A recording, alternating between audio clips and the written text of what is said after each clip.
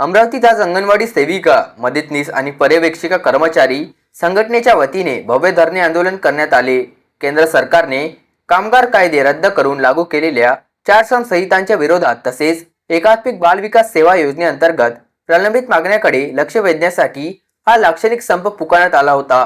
जिल्हाधिकारी कार्यालयामार्फत राज्य सरकारकडे निवेदन सादर करत आंदोलकांनी आपल्या मागण्यांची तातडीने दखल घ्यावी अशी मागणी केली।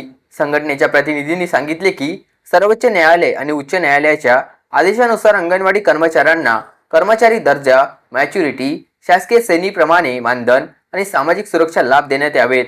तसेच प्रोत्साहन भत्ता मानधनात समाविष्ट करणे, निकृष्ट THR ऐवजी ताजा पूरक आहार देणे, FRS व आधार जोडणीची अट रद्द करणे, रिक्त पदांवर तत्काळ पदोन्नती देणे आणि ऑनलाईन कामाची सक्ती थांबवणे अशा विविध मागण्या करण्यात आल्या। याशिवाय सेवानिवृत्ती वेतन, भविष्य निर्वाह निधी, वाढीव उन्हाळी सुट्टी, भरपगारी आजार रजा, थकीत मानधनाची तात्काळ देयके आणि बदली प्रक्रियेत सुलभता याबाबतही आंदोलनकर्त्यांनी आवाज उठवला।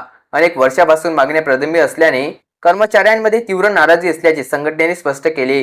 दरम्यान संपाच्या दिवशी अंगणवाडी केंद्राचे दैनंदिन कामकाज बंद ठेवण्यात आले असून पोषण ट्रॅकरमध्ये कोणतीही माहिती नोंदवण्यात आली नाही। शासनाने तातडीने चर्चेला बोलावून मागण्यांवर सकारात्मक निर्णय घ्यावा, अन्यथा आंदोलन अधिक तीव्र करण्यात येईल असा इशाराही संघटनेने दिला। अशाच ताज्या बातम्या जाणून घेण्यासाठी न्यू महाराष्ट्र 24 न्यूजच्या YouTube चॅनलला सबस्क्राईब करा। धन्यवाद।